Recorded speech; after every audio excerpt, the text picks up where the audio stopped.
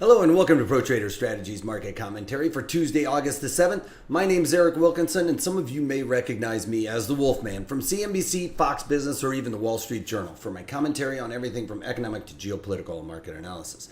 Please keep in mind that everything that we talk about in these market commentaries is considered general commentary and does not constitute investment advice. And please remember the past performance of any trading system or methodology is not necessarily indicative of future results. All right. Having all that out of the way, let's get it on with some economic data. All right, now with the economic data out of the way, let's get on with the markets. Well, actually, not a whole lot of economic data today and or this week. We do get crude oil inventories, natural gas inventories, and a couple other little minor numbers, but for the most part, nothing major and market moving as of yet. I will keep you posted when I do see something, but for the most part, last week was a big week for most of our economic data, and I'm scrolling through and I don't see a whole lot of economic data. We get PPI Thursday, and that's about it. Maybe some CPI numbers on Friday. Okay, so pretty light week for economic data. Let's talk about the overall markets. Crude oil cannot get up and stay sustained above 70. It went up and tested it yesterday, bounced away from that. Again, I've talked about this many times. I think that 60s is the sweet spot right now. Starts getting extended over above 70. It's going to crimp spending, and we have enough tax on the economy right now with the tariffs and everything else that this should not be something we want to see rising and increasing inflation at this point. Anyway, so crude oil is moving higher today, but pretty quiet day. You can see on the volume side, it is one of the lower bars for volume. We got gold moving higher. You know, that 1200 psychological barrier is going to be a major point of contention for the bulls and the bears to fight over. I think it's going to stay above 1200. It's really found a solid bottom there. I think that that is going to be a major area of defense for the bulls. So I think we might see another press down there, but at the end of the day, I think this downward trend is going to start reversing just a little bit, especially as a lot of fears are starting to show up in the overall equities market. All right, Bitcoin moving higher today by a couple $100, still in the 7,000 mark.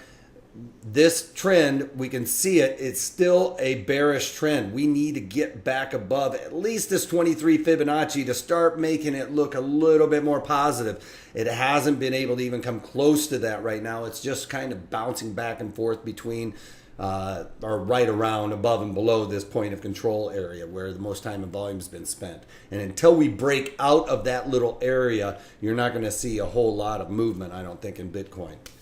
All right, bonds coming off today, 13 ticks or so, right there at the point of control where value has been set for the bonds.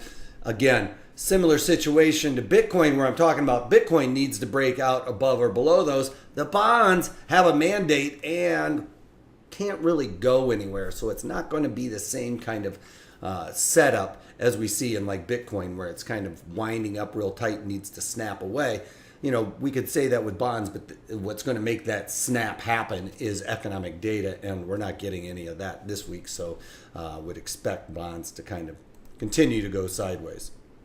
All right, VIX is coming off, and we are still in single or double digits. Hopefully we can stay away from the single digits. The reason why VIX is coming off is because we're seeing equities moving higher today with the Dow Jones Industrial Average up almost 200 points.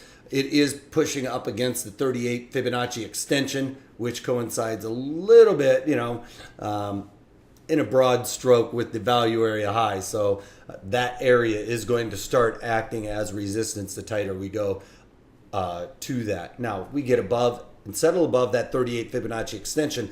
That would give you room to think that we are going to pop, because that would say that all those people that were really short right there at around the point of control are now at this point starting to get nervous, and the weak hands might flush out, which could cause that market to really jack up higher. So keep that in mind for the Dow Jones and the broader equities for the most part. NASDAQ has gotten above that 61 Fibonacci level. It had trouble piling or plowing through yesterday, despite it was almost unabated to the upside yesterday. Today we've gotten through that level. A settlement above there would make it look nice, but you know, a topping doji settling right on that would not look very good for this, because we've had a nice little rally. You may think that it might want to roll over if it starts making that doji kind of look like that. We're starting to see that same setup happening in many markets across the board, where we're getting a little bit of a topping type pattern today, and some confirmations that I'll even talk about, Disney being one of them, but they have earnings tonight. E-mini S&Ps up about 11 points right now.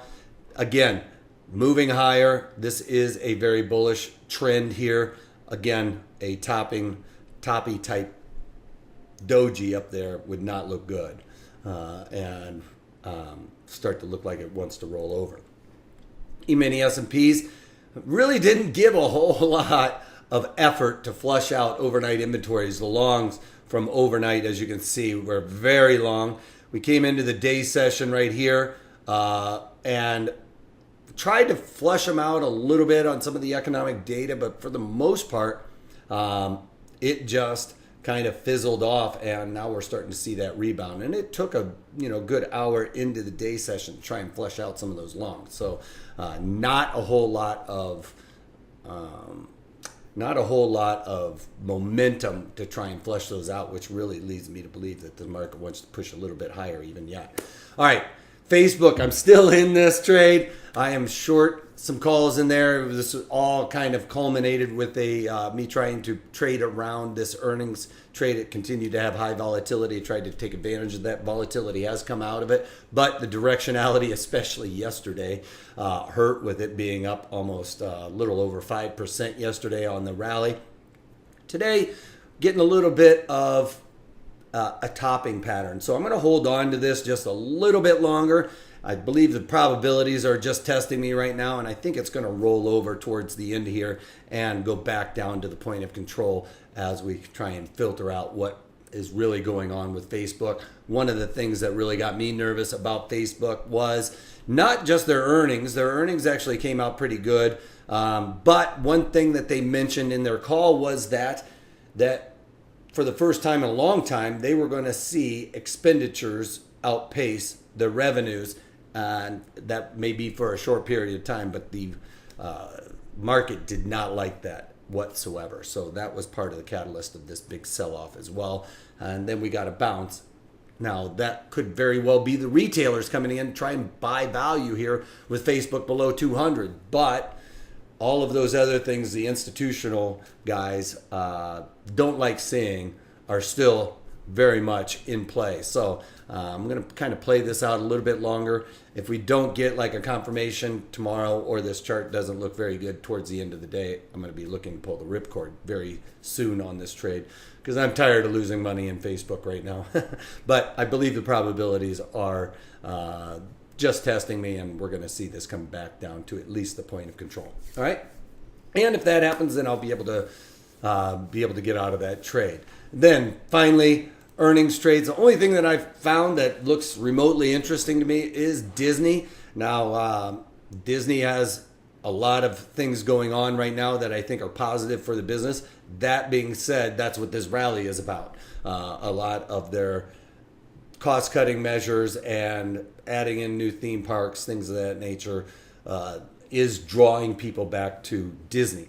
Now, I'm not really sure which way I'm going to play this. I may even do this with a strangle, because at this point, I'm worried about either side, because we're getting good earnings out of these companies and they're still getting slammed, and therefore been biting me, to be quite honest. I've been seeing earnings come out better, and forward guidance and things like that are not necessarily helping me out. So with Disney, I might throw a strangle around this, but it's going to be a game time decision, which will come a little bit early today, I would expect. All right. So follow me on Twitter at Wolfman's Blog, and check out the webinar for this weekend. For Thursday, it is going to be on laddered puts. I'm going to show you how to add a portfolio or build a portfolio through options. If you like options, you want to get into options, learn to trade options, but you're still kind of held on to that portfolio and like dollar cost averaging, things of that nature, or just some extra income. I'm going to show you how to do that in that webinar. So check it out at protraderstrategies.com. And if you can't take that, take it easy.